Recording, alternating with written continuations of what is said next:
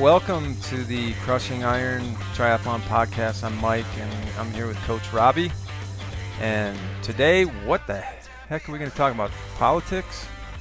Yes, definitely. I think we should. I think we should really focus on the Electoral College and all the divisiveness in America. I think that's the greatest way for us to really, unite our podcast following of four. Yeah, and like Bukowski said, right? He said it best. He did. He said, so what matters most is how well you walk through the fire. How you walk through the fire. All right, so let's just get into the.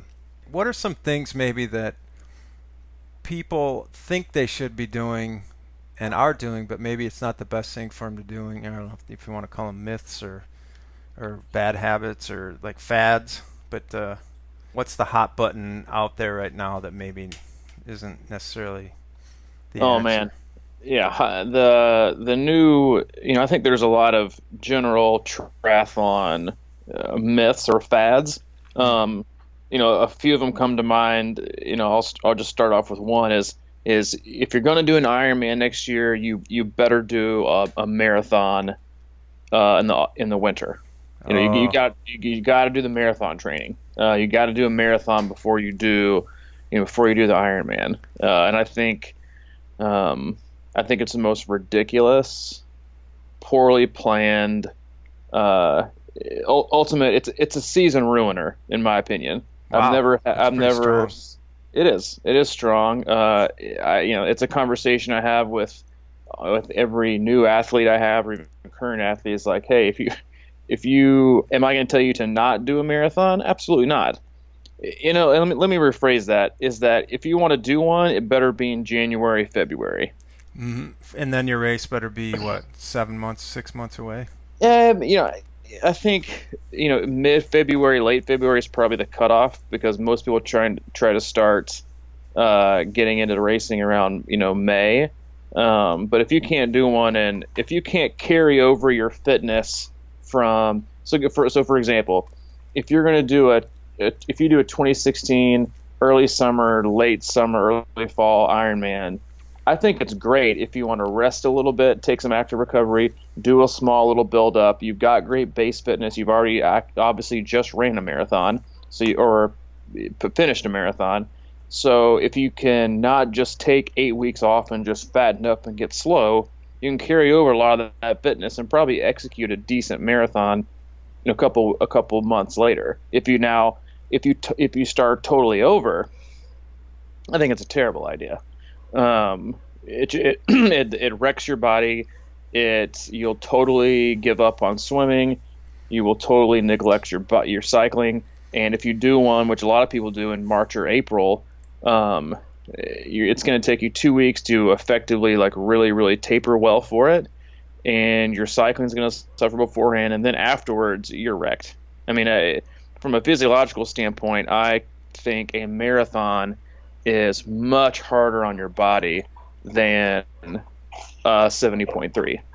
I mean, I think it's just from a physiological standpoint. I think it takes a huge toll. Yeah. So I think it's just a poor. If you think you have to do it, that's fine. If you plan on racing it, I think it's a bad idea. Okay. So how do you feel about? Because I had been thinking about doing a couple halves pretty close together, maybe 3-4 weeks apart or something like that. I mean, is that a better option, you think? I'm a fan of the half because I think in the off season it gives you something to shoot for. I mean, I'll tell most people and even myself, I'll race a half marathon or two. Mm-hmm. I'll leave it probably 8 weeks out from any triathlon races I'll do, but I think 1 or 2 half marathons is great. I think it gives you something to shoot for.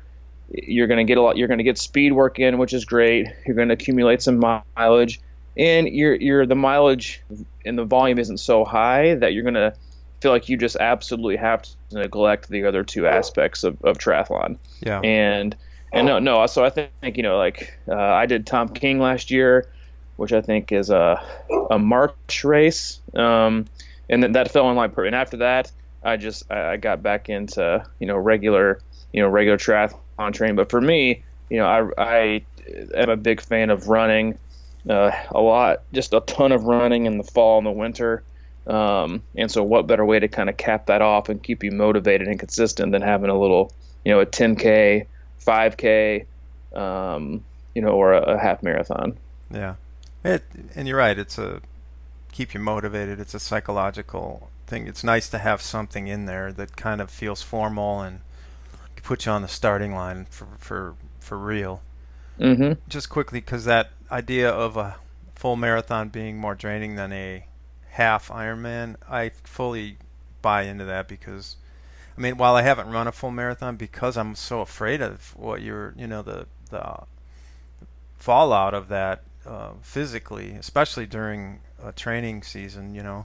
But yeah, I did my Lake Logan half. I was back training after one day off, and I felt great. Yep. So I don't know. It's just it's a whole different animal that last 13 miles, I think. And Yeah. so okay, that's number one. So what's another myth or false thought out there about how about swimming, for example?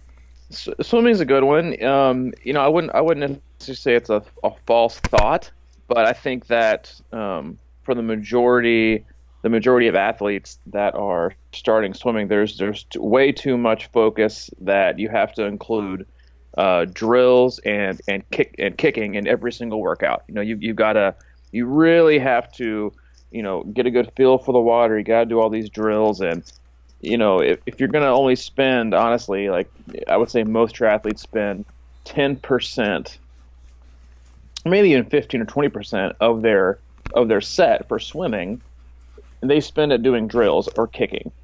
And most triathletes kick, they're awful. Either because they're a runner and they have bad ankle flexibility, they kick from the knees.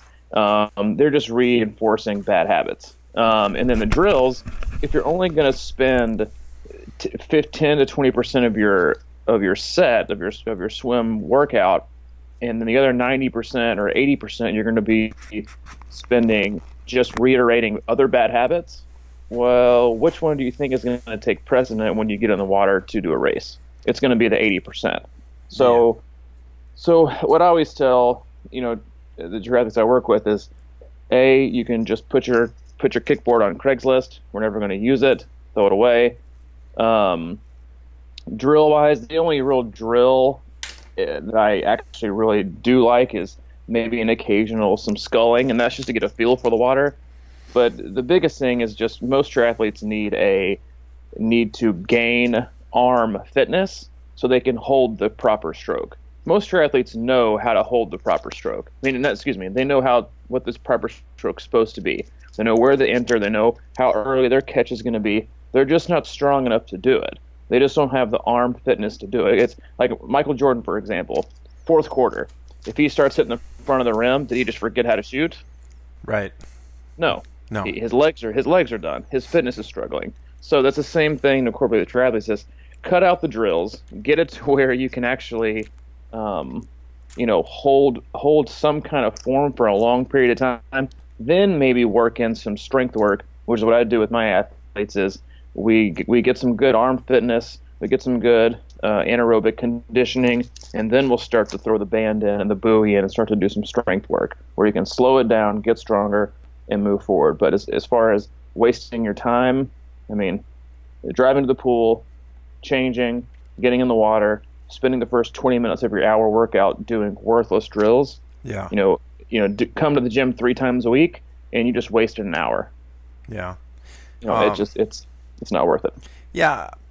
And I guess the caveat on that whole thing is, like, when you're starting to swim, obviously drills maybe if you're young and stuff like that, but what I've noticed as a swimmer that's been getting better, and if I ever tell anybody or try to explain to somebody how to swim, I usually have a couple things that I like to say about it, which is, one, swim, like you said, you kind of have, I would assume, if you're going to be doing an Ironman, at one point you have the basics for how to enter the water and how to pull and things like that. So I try to, personally, I try to focus on making sure my rhythm is strong and meaning a lot of times I think I used to like really come around with my strong arm, and that whole procedure took longer than my left arm. It was sort of dragging, so I would be out of balance and out of rhythm. So I just try to keep that consistent cadence with my stroke, one. Yep.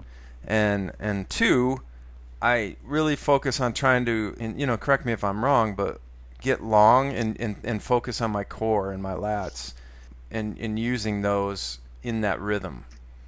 Yep. And 100%.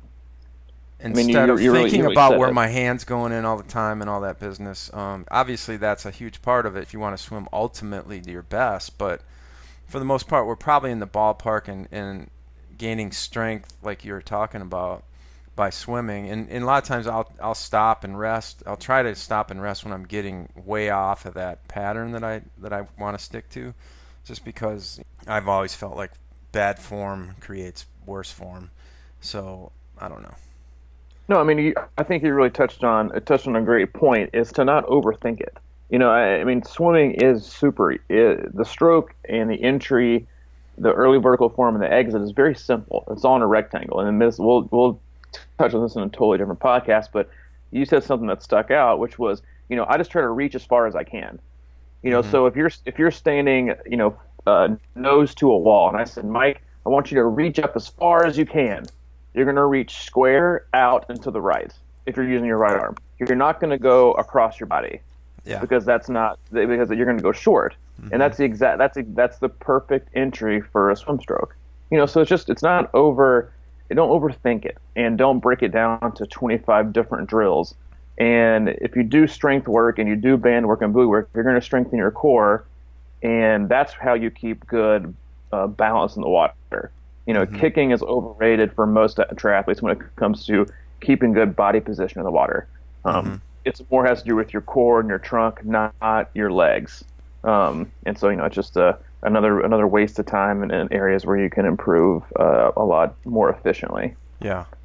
Okay, and then one more thought on that, just because I think you at one point we had talked years ago when we first started swimming. I think what I've noticed is like short 25 sprints really bring my form out, because like of course when you get tired sprinting you starts going crazy, but when I swim fast I find that I don't have time to think about it, so I naturally kind of swim probably like I'm supposed to, and it's just a matter of building up that kind of endurance to do that longer, or like you said, don't slow down more than the others. Exactly. And it's swimming is one of those things where you just kind of drift off into la la land. You swim, and then you're like, oh shit, I just did a 500, and it's like reading a book. If you're not into it and you're not mentally focused and you have distraction, you can flip through 5 or 6 pages and come back and be like, well, shit, I have no idea what I just read. Yeah. And so swimming is the same thing. If you hop in the water and you have all these things you're going to think about and you're distracted and you can't hold it, well, you just did 25 or 50 yards with what you wanted to focus on, and then you spend the next 450 just reinforcing bad habits. So 25s are a great way to do it fast, get a good feel for race pace, hold it, stop, reset, do it again. Yeah. It's very underused, especially that distance of just doing a 25. Okay, so yeah, you're right. We could drill down into this forever, but so we've talked about the myth that everybody thinks that they might have to do a marathon in the off season, and now we've talked about swimming. So what about cycling? You got anything? There's just so many different ways I think you could go with myths as far as cycling goes. I think one of the biggest ones that you'll see is you've got to do 120 130 mile rides in order to be fully prepared for an Ironman. And you've got to have all the latest and greatest gear. You've got to have, it's just, cycling is just like so overdone. It's incredibly, there's a new gadget, there's a new piece of gear every time, when really all you need to do is just do a bunch of consistent hard work. And so one of the biggest myths for cycling is the high intensity all the time. People love it. People have to post their I did this route again and I averaged 23 miles an hour or 21 miles an hour, or, they focus so much on doing it so hard all the time, then really, if you look at the research and you listen to and study and educate yourself on the training methods that have proven to be most successful, that they call it a polarized approach, which they really consider 80% of your training should be at level 1, level 2 zone. So we're talking easy recovery to moderate endurance effort. Okay. The other 20% should be really focused on high intensity, your tempo work, your threshold work, VO2 max. And in those, unless you're doing an Ironman, all three of those are going to be race pace stuff, like fast stuff. Mm-hmm. And a lot of people just like to do race pace efforts all the time, when that's not when, like I said again, if you look at the research that most people, really go by, that is the approach that really helps you long term, not just within a season, but within your total life cycle as a triathlete. Is more of a polarized approach. It's not as flashy. It's not as fun to post on Garmin that they did a 5-hour ride and only averaged 17 or 18, miles an hour. It's not the fun stuff. But that's most consistent training anyway. It's not flashy. It's not workouts that, you're going to have a breakthrough every time. It's just consistent work and doing it to where you're not going to be shelled the next day. I mean, I'm guilty of it. I think I wrote a blog post about this last year, is that I used to do this real polarized approach, which worked really well for me. It was the best results I've ever gotten. And over the last year or two, I went back towards more high intensity stuff, because it was very, very popular. It's a new kind of tagline, and I'd head out to the lab and I'd do 2.5 hours at race pace, and I'm averaging 22 miles an hour for 56 miles, and I'm averaging 220 watts, and then I wouldn't be able to ride for two or three days. Anything worth anything. And my run suffer. So it's just hard to be able to consistently move that forward. So I would say it's the high intensity, watt crushing, mile per hour, staring at the gauge workouts that people think you've got to do, a couple times a week only, and that's the only way to get better, and that's just not the case. Yeah, I actually was reading about.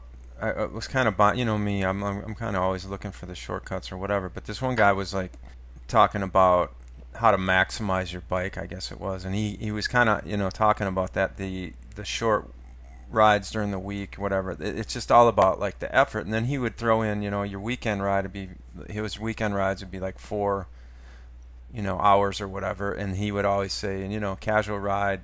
And work in a cafe stop or something like that. It's kind of yep. So, yep.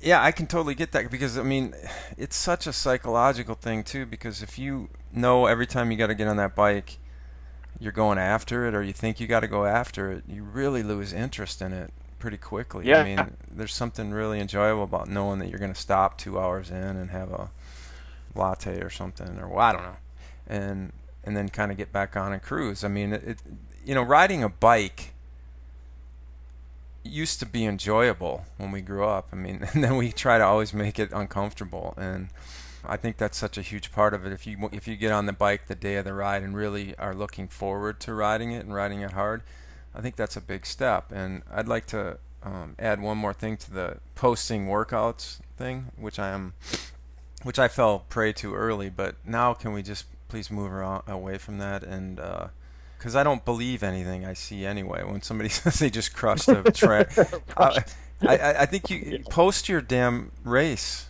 results, and then I'll buy into what you're doing. That's not as fun. I always see, and of course I'm not on a lot of social media platforms. But it's the ones who post their workouts daily are 9 times out of the 10 the ones that just said, I just didn't have the race, that I wanted to. I was sitting. It's just quit putting so much pressure on yourself. Yeah. The same thing that you touched on with the riding. I mean, I know that some of my favorite workouts ever have been these ridiculously long rides at casual paces that, it'll probably go down as one of my favorite workouts ever was that like 120-mile ride that you, myself, CC, Jim, I think was on it, or Wasky, and maybe in the mittens where it poured down rain. Yeah. Like we had no agenda, and we're just going to ride, and it just puts so much less stress on it.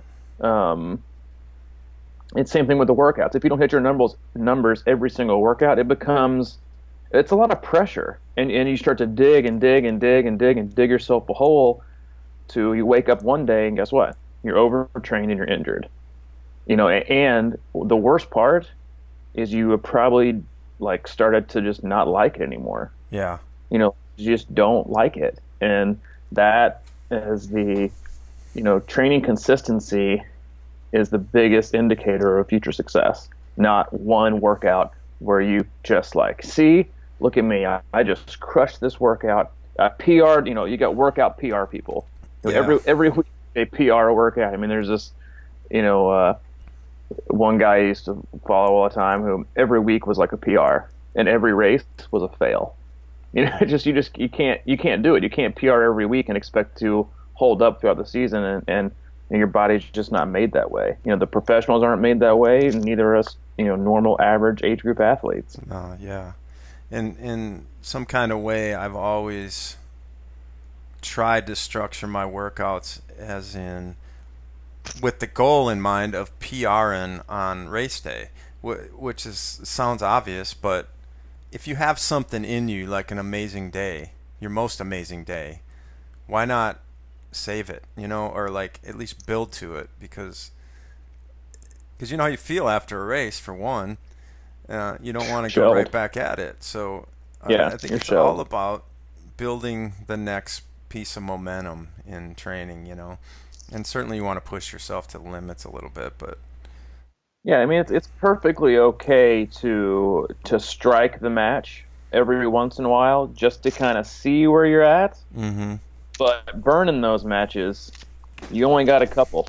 Do you want to waste them out on the greenway where nobody's around, where it doesn't mean shit, or do you want to do it where everybody's going to be looking and following you on iron track and sees why the heck you can't average 10-minute miles and all you've done is post your 720 track workouts?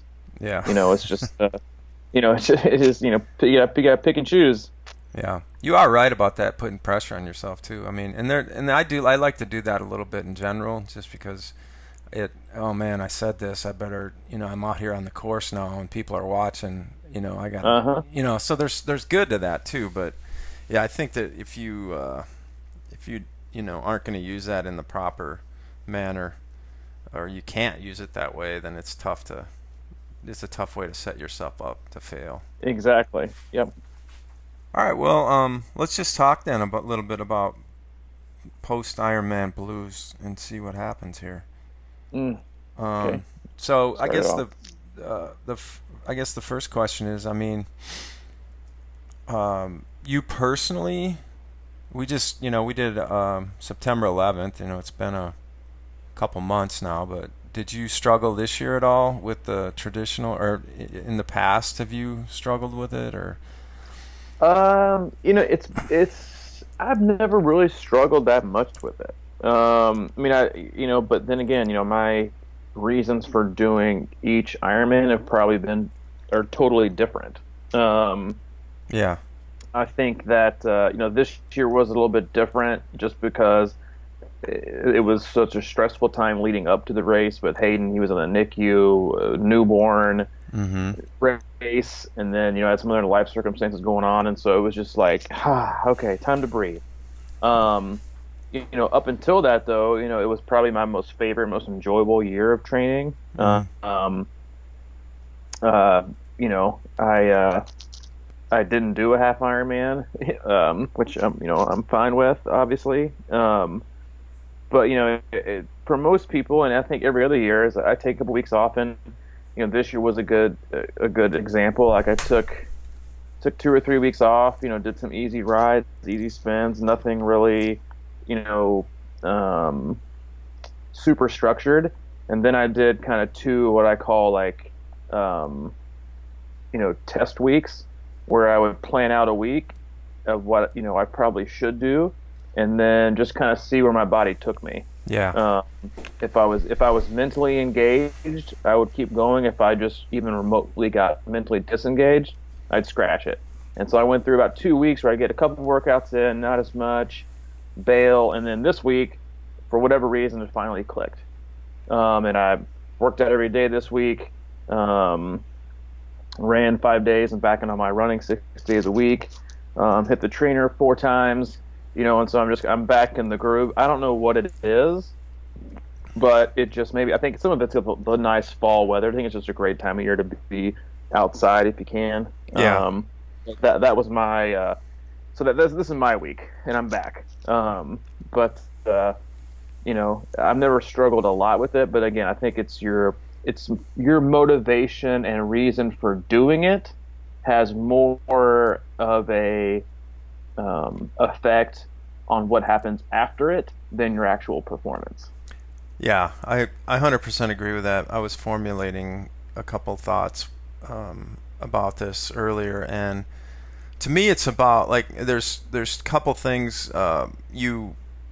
if it is kind of something you just want to do and you're kind of one and done mentality, there is a huge build up to that, and then it's over, and then it's like you have to figure out what your next kind of fix is going to be or something like that. So I think that kind of plays a huge role on it. But if you decide to go at it as a lifestyle, and you get to that race day and you really look forward to that race rather than being scared to death of it, and it's something that you just are out there to accomplish and have fun with, that is a major difference. Because my first one, I was completely, I had all this pressure on me, and that goes back to the part two, I guess, is the pressure that people put on themselves to have a great race that day. Mm-hmm. And especially if it doesn't happen, you have that tension on you the whole time, and that's all you can think about, and you can't sleep, and you're telling everybody and you're freaking out, and then it doesn't maybe go the way you wanted it to, plus the obvious wear and tear that day takes can really zap your energy, your mental energy about a lot of things. And Yep. So yeah, I completely agree that that's the difference really, is being able to figure out how to make this as just another part of the whole thing, and in that, all right, either this is going to be something I'm just going to keep doing, and I'm going to keep building up and hopefully keep getting better and hopefully deal with these things in a more efficient and enjoyable way, or you're just going to leave it all on the table and just be completely wrecked Yep. afterwards. Yeah. I really, obviously performances are a huge indicator of if I've done really well with an athlete or not when it comes to race day. But another thing that I really take a lot of pride in is how quickly my athletes want to start training again after they do a full, Yeah. or after they do their A race. Mm-hmm. If they're chomping at the bit to get back at it, it means they've totally bought into the process. They just enjoy training. They're not overtrained. They didn't get to a point to where they were so fatigued and just mentally hated it that they, got to race day, stale. I was thinking about this earlier when I was watching SEC game day, and they were talking about, is this going to be the year that LSU lets Alabama beat them 3 weeks in a row again? Because they always have this Alabama hangover. Where they lose to them and they lose 2 weeks in a row. And so I thought, it's so much like Ironman. Like, you do it and you're done, and then you just let it ruin like the next 3 months. Yeah. Because you're overtrained, you've done too much, you got to a point where you didn't like it. And like I said, that's one of my favorite things is if is having athletes come back a week later and be like, all right, can I? And you have to be like, no, but let's ease you back into it. So, I mean, I've got multiple athletes right now who just rolled over into working on 2017. They've got a couple races, but they're really just like to get back in the groove. They like to improve themselves, and they like they like what training does for them physically, mentally, emotionally, and it doesn't stop. Then when they do a half Ironman or a full Ironman or a marathon, it's just kind of another day where they can see where they're at, reap Mm. the rewards of their hard work, and then move on. Let's do it again. And but I think a lot of people just really struggle with the weeks leading up to a full. And I tell people all the time, I said, you're probably going to become more mentally and emotionally exhausted about this than you are physically. Mm-hmm. And that's the problem with most athletes or athlete coach relationships, is that they burn you so much in the ground that you're just like, I dread, I don't want to get on the trainer, I don't want to go for this ride, I don't want to go for this run, and you're just really setting yourself up for success, or for failure rather, when it comes to the race. And so when you get done, you think, I don't want to even look at my bike for a month, I'm done, I don't want to do it ever again. Or they take the Chris Torali method and put it on eBay the next day after their century. Yeah. It's like, they're just done. And so, it's definitely common for a lot of people, and um, I would hope it's not that way, but the fact is, it just is. Yeah. And I don't know if this is necessarily relevant to it or not, but what I've found interesting, at least it seems like I've noticed it a lot more this year, that in the past you'd always see pros that would kind of go back to back on their races, and Yeah, whether it be the next week or 2 weeks later or something like that, and how incredibly impossible that just seemed. And now I'm starting to see it with age groupers.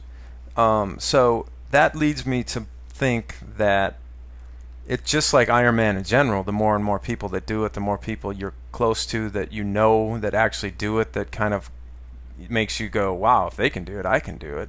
So I think that in some ways, the enormity of the race itself is becoming more mentally manageable for people in a way, and I mean, that doesn't obviously apply to first timers and even second timers maybe, or whatever, but like I'm seeing more and more people I know breaking out at least 2 in a year, not back to back necessarily, but like within 3 or 4 months. So I think that in some way that just goes to show you that when you step back from training for Ironman, it's a huge accomplishment, a huge challenge, and everything like that. But it can be sort of woven into your lifestyle and not seem like 1,000-pound gorilla sitting out there. You know what I mean? yeah, So, I mean, this year was like a perfect example for me, because especially the postscript of it. I was limping, of course, for a couple days, but I don't know. A few days later, I don't know if that's just, years of training catching up, but, I really was entertaining doing Louisville a month later. I was, that a week away, but like you said, then that becomes ego, and then it's like, what the hell is that? But, yeah. but I thought about it too. I thought about pulling the trigger on it, and honestly, if Hayden had have been so young and whatever, I would have done it probably. yeah, And so, but if I had done it, it would have been for the wrong reasons. And, hindsight being what it was, I'm glad I didn't do it. And I'm glad to be, another thing is, like, I see a lot, God, some people do 2 or 3 in a year. And while I think you can sometimes pull it off, sometimes I wonder what the long-term effects of that are going to be. yeah, And I'd like to see people's resume for the next year. Um, you know, yeah, but how they held up the year. Or they get injured the year after they did 2 or 3 full Ironmans. Are they run down, or there's a performance. Did their performance drop, or did the level of and their percentage of increased fitness and performance, did it decline? I just think there's a lot to be taken into consideration. yeah. Which reminds me, have you heard anything on the Iron Cowboy lately? Like how I don't know how what do you do, 52 Ironman in a row or something? Something like that. I think I'm not sure. I quit following when he hopped on the elliptical. I know. I, But I mean, yeah, even still, I it's bounced. like, I think a lot of people did. But I mean, the reality is he really just put some crazy stuff together there. And I'm just curious how he has responded. And again, like you said, it might not be, this year or next. But I mean, how does that? I don't know. Maybe it's not. Maybe human bodies are just craving that shit, and we just haven't mentally agreed with it yet. Because there's, like those some of those runners like that run 50, 60 miles a day. Where the hell are they from? The South America or whatever. Yeah, or Kenya or somewhere, wherever they're all, most of them That's are all just their doped up life, anyway. and So yeah, it's interesting in the sense that that's been their life since day one, and then, but in the Western world, we've been sitting at desks for, you know, 30, 40 years, and our body has just sort of forgotten and let all that go. So it's like, are we still capable of turning that around? I'm sure that, back in the day, even in this country, when the people were, doing manual labor 15 hours a day. I mean, not that it's exactly the same, but it's very similar. I mean, most people today in our world can't, work on a farm for 15 hours a day without sleeping for 3 days, yeah, me included. So, yeah, I guess that's just, I'm very interested always in the physical possibilities matched with the mental belief system. And is it like, common law says that you don't want to do 2 Ironman races in a row, but maybe we're not that far away from it not being that huge of a deal. I don't know. yeah. I think that just there, you need to really follow how somebody does the next year, and how, and this is another topic for another day. Is what makes a successful coach athlete relationship? The one where a coach pounds out race after race after race after race after race, gets a lot of great wins, gets a lot of great accolades, accumulates some championships, and then 2 or 3 years later, you never hear from them again. Yeah. Because they're toast. Yeah. Or do you look at the ones like you have, like Paulo Souza, who has athletes that basically never leave and has them on like 5, 6, 7 year cycles. They win a lot, they do good, and they win, and they get to do it for a long time. So it's another thing. It's like, do you turn them and burn them, or do you really try to establish a long-term, project around this athlete and their process of getting better? And there's no need to rush. There's honestly no need to rush and do 2 in a year unless you just feel like you have to, which I think is probably the trap of, the allure of Kona is, once you get there, God, and if that's all you want, that's all you want to accomplish, then you've got to do one the next year so you can qualify and do it again. And so if you don't, is that year a failure? Yeah. I think this year actually it'll be harder to qualify for 70.3 Worlds than it will be for Kona. Just because that now that it's on a rotation, this is the last time it's going to be in America for the next 3 or 4 years. And so people want to do it and want to qualify and will take their slot to do it. Now, the fields are a ton deeper because the amount of money it costs to train for a 70.3 and do a 70.3 and go to Chattanooga is like 20% of what it would take to train and have the money and the expenses and the extra income to be able to afford to train. It's a much broader field that can attack the 70.3 distance and do it really well and afford it versus the amount of people who can focus on Kona, afford it, take that time and have that luxury and leisure and do it too. So again, another topic for another day, but yeah, but I do have one quick question on that because I think it fits. Is because there, like you said, there's going to be more people and the range of depth of people will be larger. I did. Now you probably know this. I don't know the answer to this, but I heard that they're doing the men on Saturday and the women on Sunday in Worlds of 70.3. Have you heard that? That is true. They're doing the field is going to be larger, and they're doing it on 2 days. I can't remember if that goes men before women or vice versa. I would imagine the women go on Saturday. I mean, I would assume that means that there's going to be, because of what you're just saying, maybe that offers more slots as well. It's definitely going to offer more slots. You know, more slots is more money. You know, but again, I still think that it's going to be incredibly difficult to qualify and to get there on the male side. I still think it's easier to qualify on the female side depending on what race you go to because the fields just aren't near as deep. Mm-hmm. But then again, you don't get as many slots. Yeah. You know, so it's all it's goes one way and goes the other. But I definitely think the competitiveness is going to be, the field's just going to be deeper, and everybody wants to go because next year it's in like South Africa, and that's like a more expensive trip for a 4-hour race than going to Kona, you know, and so they'll have to wait to do it again. That's true. All right, man. That means I got to get out and get training. Yep, I already got mine in today, so I'm going to watch some more football and kick my feet up. All right, that wraps up, I guess, Crushing Iron podcast number 3. Yes. So stay tuned. More good stuff. Stay tuned. Yeah, send us your questions, and we'll be happy to answer them. Yeah, I like that. All right, man. I'll catch you later. See ya. Bye.